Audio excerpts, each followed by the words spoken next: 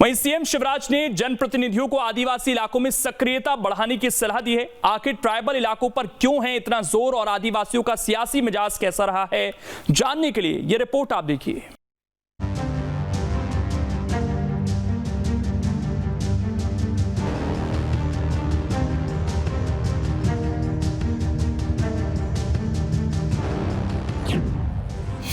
आदिवासियों का कैसा रहा है मिजाज? 2023 के चुनाव में किसका देंगे साथ? आदिवासी वोटों के लिए सियासी दलों की छटपटाहट ये बता रही है कि ट्राइबल वोटों की कितनी अहमियत है। आलम ये है कि हर बैठक में आदिवासी वोटों पर ही फोकस करने पर चर्चा हो रही है।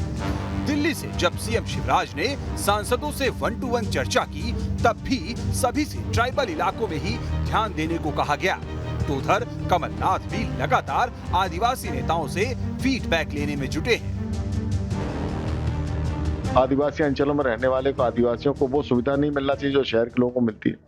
लगातार भारतीय जनता पार्टी की प्रदेश की सरकार, केंद्र की सरकार आदिवासी क्षेत्रों को लेकर और गरीबों को लेकर हमेशा संवेदनशील रही है और इसलिए उन सारी बातों को ध्यान में रखते हुए जो आदिवासी अंचल हैं उनको विकास की मुख्य धारा से जोड़ने का लगातार सरकार काम कर रही है। उस दिशा में हमारी ये पहल लगातार आज नहीं पहले से ही शुरू 2014 से जब से हमारी केंद्र में सरकार बनी और 2003 में प्रदेश में हमारी सरकार बनी, आदिवासियों को लेकर, अनुसूचित जाति को लेकर, अनुसूचित जनजाति को लेकर जो गरीब तबके के लोग हैं उनको समानता का अधिकार मिले, वो सम्मान से जिए, ऐसी भारतीय जनता पार्टी की विचारधारा है।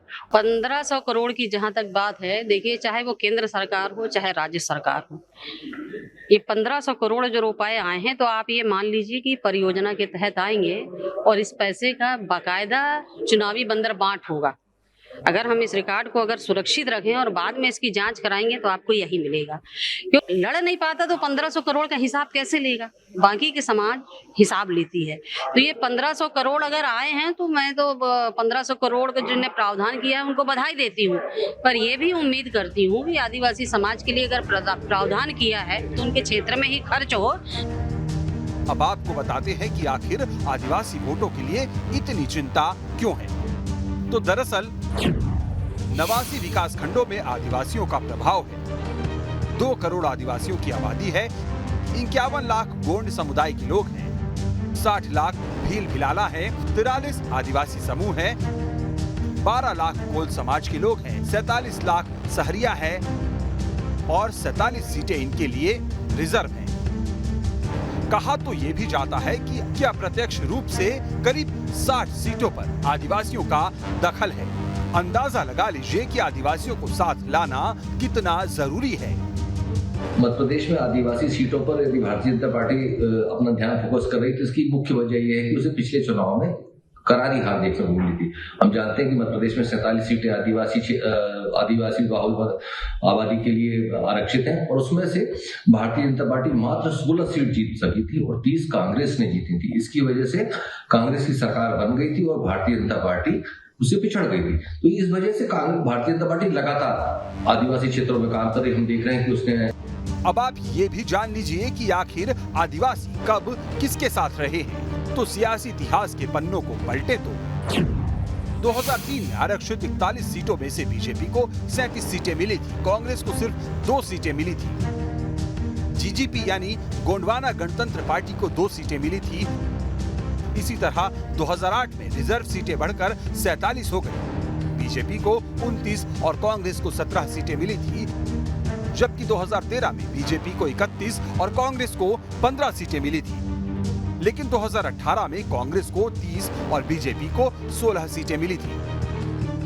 यानी 2018 में आदिवासी सीटों की स्थिति बदली थी। कांग्रेस के पक्ष में एक तरफा मामला दिखा था। बीजेपी को बड़ा नुकसान हुआ था और शायद इसलिए बीजेपी को 2018 में सत्ता से बाहर भी होना पड़ा था।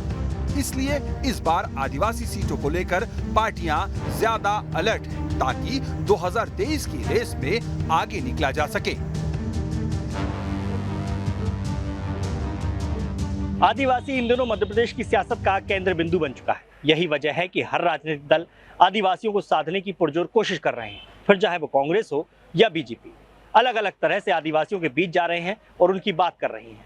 हाल ही में केंद्र सरकार ने भी आदिवासी क्षेत्रों के लिए 15,000 करोड़ रुपए का प्रावधान किया है। स्वाभाविक बात है, इसका फायदा कहीं ना कहीं आदिवासी को जरूर मिलेगा, लेकिन देखना यह होगा कि 2023 के चुनाव में आदिवासी किस ओर आकर्षित होते हैं। Yogesh Kumar, team news state.